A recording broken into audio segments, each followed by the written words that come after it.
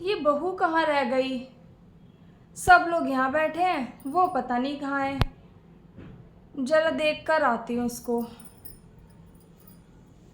बहू, क्या हो गया? ऐसे क्यों बैठी है? कुछ नहीं मम्मी जी।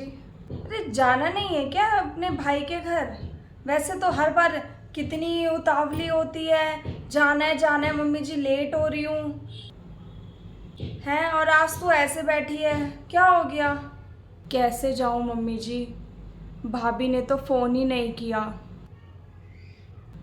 हर साल तो मम्मी का फ़ोन आ जाता था, पर अब तो मम्मी ही नहीं है तो फ़ोन भी नहीं आया। भाभी तो छोड़ो, भाई तक मुझे भूल गया। भाई ने भी एक भी बार फ़ोन करके नहीं पूछा कि बहन तू आई नहीं। अब बिना बुलाए मम्मी जी कैसे चली जाऊँ? अरे बहू, ऐसा ही होता है।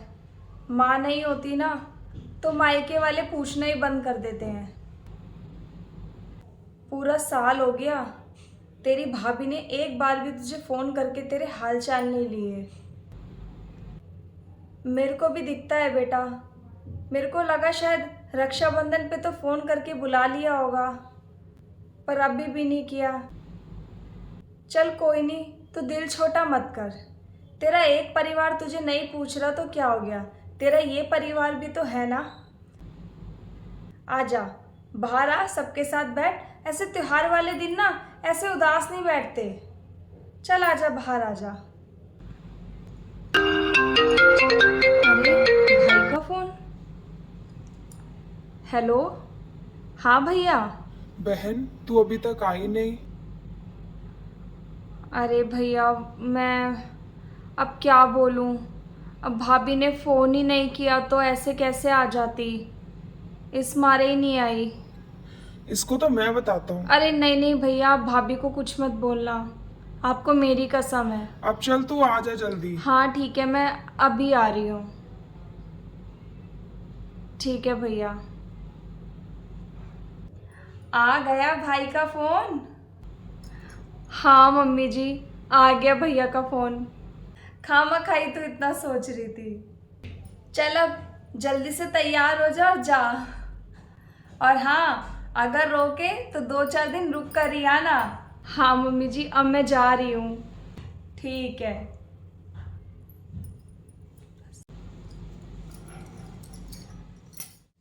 भैया, भाभी आई।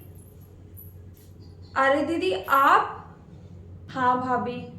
अरे यार, ये क्यों आ गई? इसको तो मैंने बुलाया भी नहीं था। मैं तो सोची थी इससे छुटकारा मिल गया, पर यार ये तो पीछा ही नहीं छोड़ रही है। इसको दिमाग खराब हो गया मेरा। क्या हुआ भाभी, मुझे देख के शॉक हो गए क्या? मैं अचानक से कैसे आ गई? अरे नहीं नहीं दीदी, आओ अंदर आओ।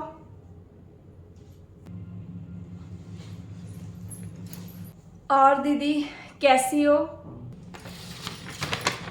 ये लो भाभी, इसमें मिठाइयाँ और कुछ गिफ्ट है। भाभी, भैया कहाँ पर है? अरे वो आपके भैया है ना, अभी अभी बाहर गए हैं, कुछ पता नहीं क्या सामान लेने गए हैं, मुझे तो बताया नहीं इन्होंने। बस ये बोल के चले गए अभी आ रहा हूँ। ठीक है। अब दीदी खाना तो मैंने बनाया नहीं, आपको पता है मुझे भी जाना होता है, और मुझे नहीं पता था आप आओगे, इसलिए मैंने कुछ बनाया नहीं। अब बस थोड़ी देर बाद मैं निकल ही रही थी। आप बैठो, मैं आपके लिए ना चाय वगैरह ले आती हूँ, चाय नाश्ता, ठीक है ना? हाँ ठीक है, आप चाय नाश्ता ले आइए। खाना तो मैं खाकर आई हूँ घर से। मैं चाय लेकर आती हूँ। मम्मी के बिना घर कितना सूना है। आज तो खाना ही नहीं बना मेरे लिए, और मम्मी मेरे लिए कितना सब कुछ बना के रखती थी जो मुझे पसंद था। कितनी खुश हो जाती थी मेरे आते ही। क्या अब हर साल मेरा रक्षाबंधन ऐसे ही बीता करेगा? अब यार, ये आ गई है। मैंने तो फ़ोन भी नहीं किया था, जो ना इनके भैया ने फ़ोन किया होगा, वरना तो ये ऐसी है नहीं कि बिना बुलाए आ जाए। अब आई है रक्षाबंधन पे तो कुछ तो देना ही पड़ेगा। अब पैसे तो मैं देने वाली हूँ नहीं। ऐसा करती हूँ, मेरे पास वो जो साड़ी रखी है ना, जो वो मुझे उस दिन बुआ जी ने दी थी, वो वैसे भी पहनने के लायक तो है नहीं, वही दे देती हूँ। अब कौन लाएगा कपड़े? वही सही रहेगा।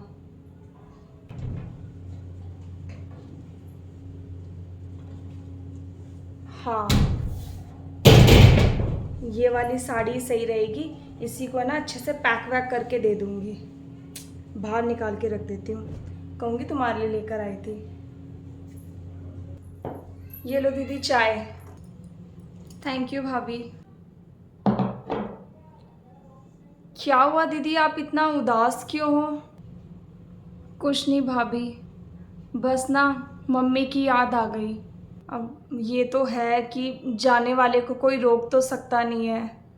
हर बार ना मेरे आने पे कैसे खुश हो जाती थी, ऐसा लगता था जैसे उनके अंदर नई जान आ गई हो। माँ की तो खुशी ही अलग होती है। बार बार मुझे फ़ोन करती रहती थी, कब आ रही है, कब आ रही है। पर अब तो मम्मी ही नहीं है और ना ही किसी ने फ़ोन करके बुलाया। अरे नहीं दीदी, ऐसी बात नहीं है। भाभी, मम्मी को गए ना पूरा 1 साल हो गया है, आपने एक बार भी मुझे फ़ोन नहीं किया।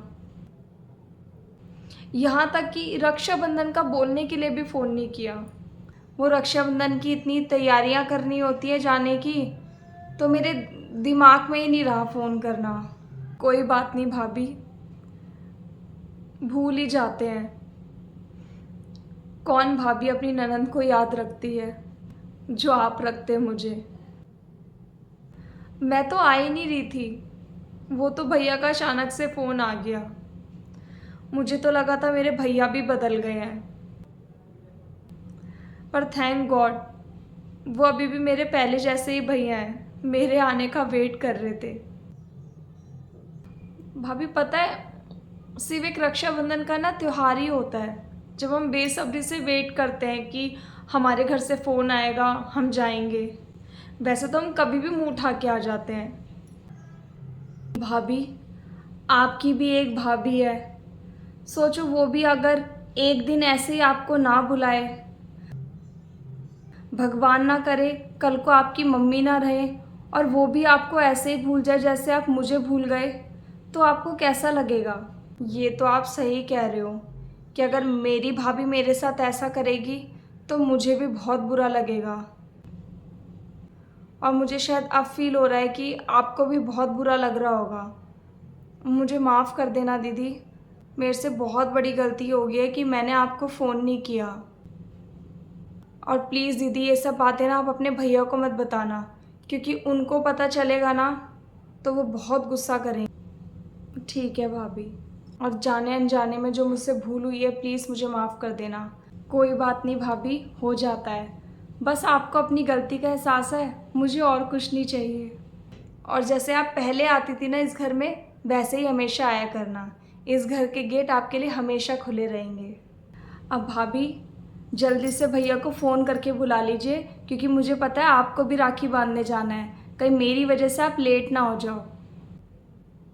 और आप सब कुछ भूल जाइए, जैसे हम पहले एंजॉय करते थे ना वैसे एंजॉय करेंगे। आप जल्दी से राखी बांध के आ जाइए, मैं आपका यहीं वेट करूँगी।